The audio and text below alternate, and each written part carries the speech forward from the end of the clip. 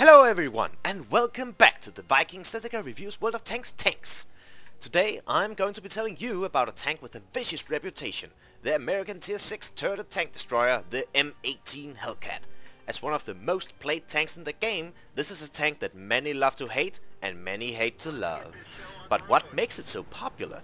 What are its strengths and what are its weaknesses? Where can you expect it to be and how do you deal with it? Conversely, how do you dominate in the game in the Hellcat and how do you deal with a variety of situations?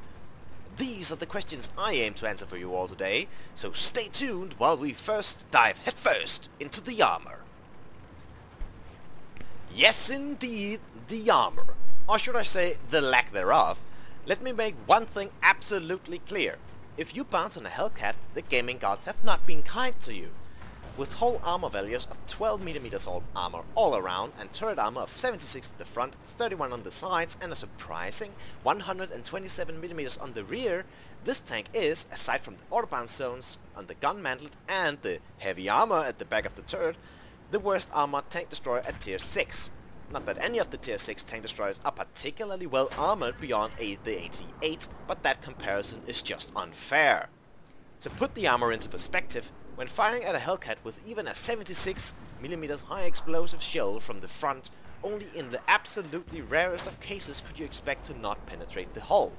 And while you would not stand a chance to penetrate the gun mantlet, the explosion would probably still do serious damage to the very small open-topped Hellcat.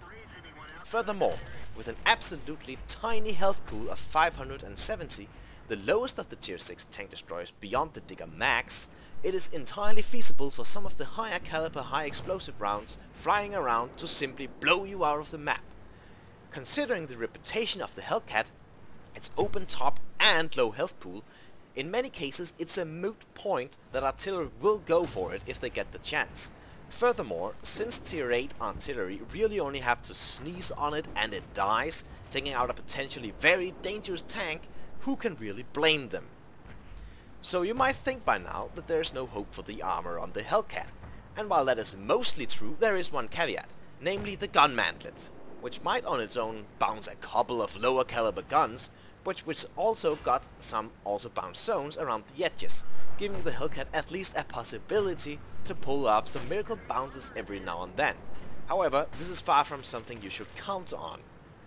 What this means in effect is that you as a Hellcat really needs to try and deny the enemy as many shots onto you, using your speed and stealth to get into advantageous positions around the map, where the enemy will either not expect you and so you can fire with impunity, or you can try and show as little as possible of the hull, only giving them the gun mantlet. This will probably not save you from damage, but as we all know, World of Tanks is all about bettering your chances, and it sadly doesn't get much better for the poor Hellcat's armor. If the Hellcat gets ambushed itself by a tank such as the Su-152, with the derp gun, it won't even get a chance to shit its pants in terror before being blown into a million tiny pieces, each wishing they had been on a tank with higher armor or higher health. Let's take a closer look at how effective this armor actually is in a real scenario, the one which has been running in the background the entire time.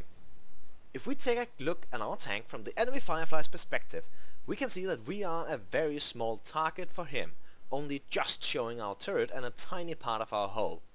However, what we can also see quite clearly is that against a 76mm shell, which has a whopping 3 times overmatching going on against the hull armor, the effective armor thickness of the hull is nearly completely standard even at this angle.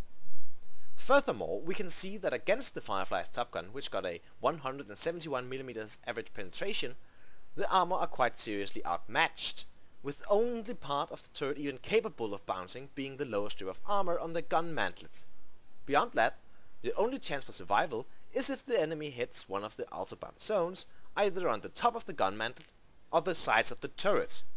So as you can see from this scenario, even in the best of cases, you should never count on your armor taking the shots, because in many cases it simply won't happen.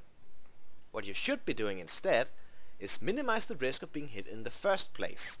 As in this case, it might be that he can kill me if he hits me. However, I am such a small target that I quite comfortably can sit and let the gun aim before killing him. since my aiming time is quite a bit faster than his, and I was sitting still while he was moving. With the armor out of the way, let us move on to the gun, and this is where the tank really starts taking shape. It gets a choice of 4 guns, with the 3 76mm being direct upgrades of each other, and the top 90mm gun being of a different kind. The last 76mm got a good 550 extra DPM on the top 90mm peak at 1766, which admittedly is at the very low end of the tier 6 tank destroyers, with only the ARL V39 and the SU-100Y firing its standard shells being lower than it. However, even though the last 76mm gun got the DPM advantage, you very rarely find people using it since it does not mesh that well with the rest of the tank. Instead, what you usually find is that most tankers use the 90mm gun, which, with its higher alpha and much higher penetration, lends itself very well not only to fighting against higher tiers of tanks, but also the devastating ambushes the tank has become so well known for. Using the 90mm gun allows you to take more time to reposition between shots, something crucial in so lightly armored a tank. Moving between different arcs of engagement and keeping the enemy on their proverbial back foot, constantly second guessing where you could pop up next. That's the theory at least. The gun also got an excellent 1.7 second aim time paired with a decent 0.35 dispersion, further cementing it as an excellent gun with which to take precise and devastating snapshots from multiple angles of approach. The 76mm gun is, as you would expect, much more rapid firing than the heavier punching 90mm, throwing more steel towards the enemy and over time simply burying them in shells. There can be many advantages to such a setup. However, the problem with having a rapid firing gun is simple. You need to present yourself more to the enemy to take full advantage of your DPM, giving them more time to react to you and deal with you. Yet, in certain situations, it would indeed be to your benefit to be using the higher DPM gun on the Hellcat. Since it already excels at ambushes, the high DPM could conceivably come to its aid in some cases. However, where the 76mm really falls off is in its penetration. With a measly 128mm, it gets into serious issues the moment it comes up against a well-armored tier 8 tank, such as the Tiger II. You need to take more deliberate shots against the weak spots in those kinds of situations, and that really does not go so well with its squishiness. The less you need to present yourself to the enemy, the better, and with that mindset, the 90mm often comes out on top. A fun fact, if you are fighting against an enemy Hellcat in your own Hellcat, use the 90mm's HE ammo, since on average it will take AP ammo 3 shots to kill a Hellcat, while only 2 shots for the HE ammo, meaning if you use HE ammo and fire at the enemy hull, not its track, not its turret, and at the flattest part toward you, you will win somewhere around 85 to 90% of the time in an even engagement. Finally, this brings us to what I've already mentioned quite a few times, the in my opinion strongest part of this tank, its speed and its maneuverability. At a 72 km/h top speed and a 22.71 specific power, the Hellcat could quite comfortably be mistaken for a good light tank, having a joint second highest top speed at tier 6, only beaten by the Type 64 and tied with the MTB-25. However, the Hellcat usually has a lower specific power than its light tank counterparts. The speed is what allows the Hellcat to dictate the terms of engagement. It is what makes it possible to get into the most daring spots on the map, taking tremendous risks with the potential of great rewards. It is what allows it to move so quickly across the battlefield that those heavy tanks up on the hill where you were just at won't even think you've gone before you kill their arty on the other side of the map. Where it excels in speed and grunt in the engine, it falls a bit flat on both the turret and whole traverse speeds, where it is slower than all of the tier 6 light tanks with its 30 whole traverse and 16 turret traverse. Now, those 30 whole traverse is bad compared to the light tanks, but when considering that this is a tank destroyer, it is quite decent. However, that 16 turret traverse is something you will feel and curse again and again. Something you will have to learn to deal with as a Hellcat driver is how slow it will feel to turn your tank when driving at maximum speed. Quite often you will feel like you are in some sort of drunken stupor, where the tank is not handling how it's supposed to. This effect is only further amplified by the slow turret traverse. An extremely important part of driving this tank is how and when you should be turning your hull and turret, since the hull traverse can and will overtake your turret traverse. While this really goes for any tank with a turret, it is especially crucial in tanks such as this, that you never ever turn your turret in the opposite direction the hull is turning. In the Hellcat, this will actually result in your gun going in the opposite direction you would want it to. Also worthy of note is that this means you can't turn your tank and keep the sight on the enemies. The gun will turn with the tank. Always remember this when you try and go around corners or readjust your tank.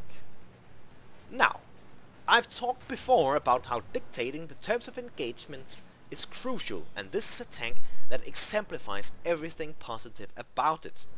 The Hellcat can use its speed and punchy gun to fully demand the attention of an enemy from an uncomfortable position, and is fully capable of getting itself out of dodge should this be necessary.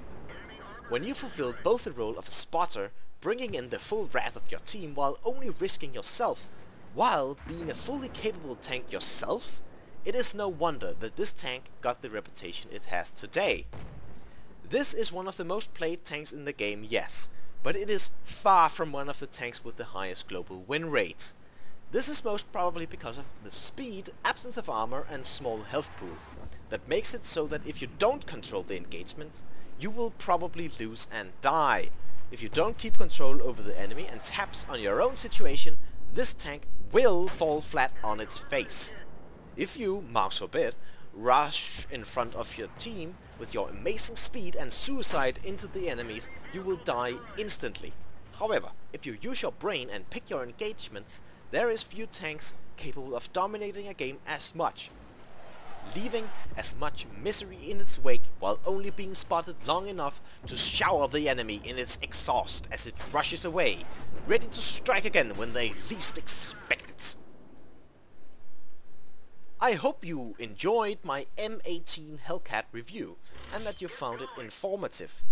I think we should keep the good juices flowing, so if you have a tank you would like me to review, please say so down in the comments. Or if you have a particular question you don't feel I answered in this video regarding the Hellcat, don't hesitate to ask and I'll answer to the best of my ability.